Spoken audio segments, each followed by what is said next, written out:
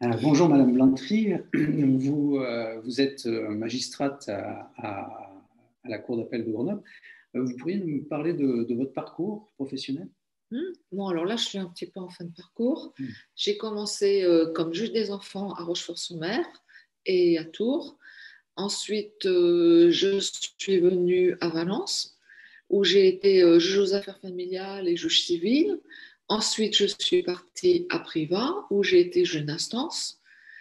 Et je terminais par la Cour d'appel de Grenoble, où j'ai fait différentes chambres. J'ai d'abord été à la Chambre de la construction et je suis à la première chambre civile actuellement, qui traite de la propriété, des responsabilités, des contrats, etc. etc.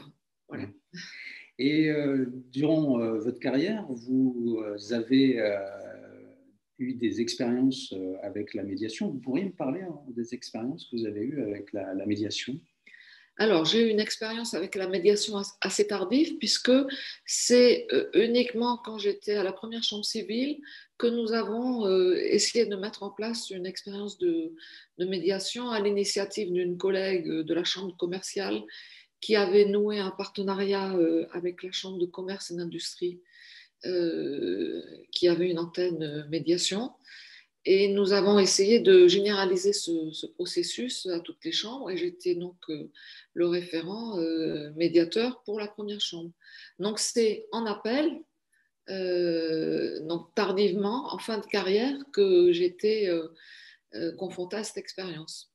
Et vous avez, en fait, ce que vous dites, c'est que cette expérience est arrivée tardivement et vous en tirez peut-être des conclusions en fait sur ce qui s'est passé en fait dans ces expériences de médiation.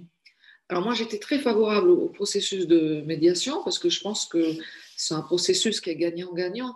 Ce sont les personnes qui s'emparent de leurs problématiques pour essayer de trouver ensemble une solution. Donc c'est vrai qu'à partir du moment où ce n'est pas un tiers qui leur impose, ça a la possibilité d'être une solution pérenne. Et d'être acteur de ses propres difficultés, c'est quand même mieux plutôt que d'attendre qu'un tiers, la justice en l'occurrence, tranche le litige.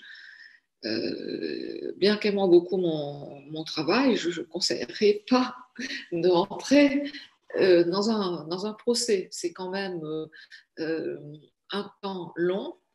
Euh, c'est intrinsèque à la justice. Il faut du temps pour échanger les écritures, pour que le dossier soit en état d'être jugé.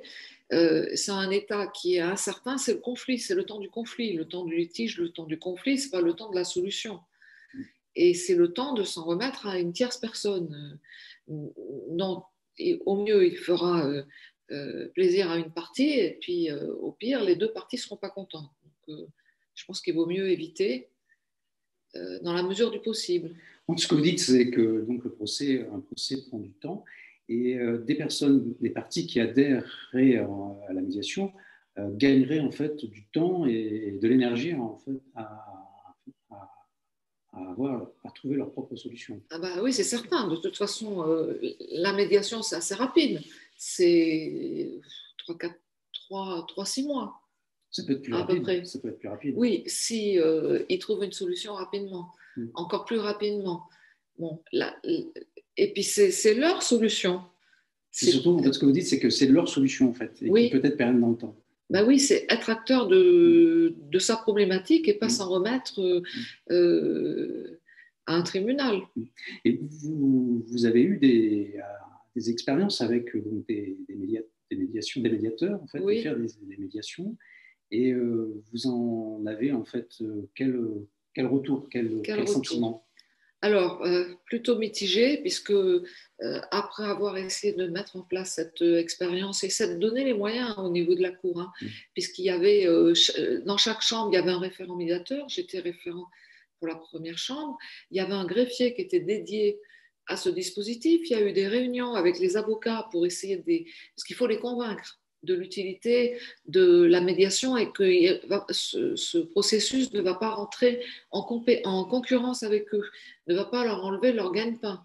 Hein, ça c'est aussi important. De toute façon, en appel, la procédure est essentiellement écrite et avec un avocat. Donc, si l'avocat est contre, c'est lui qui est en relation privilégiée avec son client. Mm. S'il est contre, c'est fichu.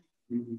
Donc, on a essayé vraiment, surtout ma collègue de la chambre commerciale a vraiment fait un gros travail de préparation, de concertation, de rencontres. Et chaque chambre aussi avait aussi des réunions à peu près trimestrielles avec les parties et les avocats pour faire le point. Bon, on choisissait, le conseiller de la mise en état ou le président de la chambre choisissait les dossiers. Tous les dossiers ne sont pas, euh, je dirais, on pourrait dire que tous les dossiers sont éligibles à la médiation, mais en réalité, il y a des situations où ça ne s'y prête pas, hein. Quand on est avec des institutions comme des assurances ou des banques, c'est plutôt quand il y a deux personnes en, en cause que ça marche le mieux. Donc, on essayait de faire ces rencontres pour, que pour expliquer aux personnes l'intérêt qu'elles auraient à recourir à la médiation Mm. en termes de rapidité et que c'était leur solution. Mm. Donc, ce que vous dites, c'est que vous aviez, en fait, vous faisiez acte de pédagogie, quelque On part, a pour... essayé. Vous avez essayé de faire acte de pédagogie pour faire comprendre, en fait, aux personnes qui étaient en conflit, en fait, de passer plutôt par une médiation. Et vous avez essuyé peut-être des refus. Oui, il y a eu beaucoup. Non, notre préliminaire, c'est l'accord des parties. C'est qu'elles soient d'accord toutes les deux, Mm.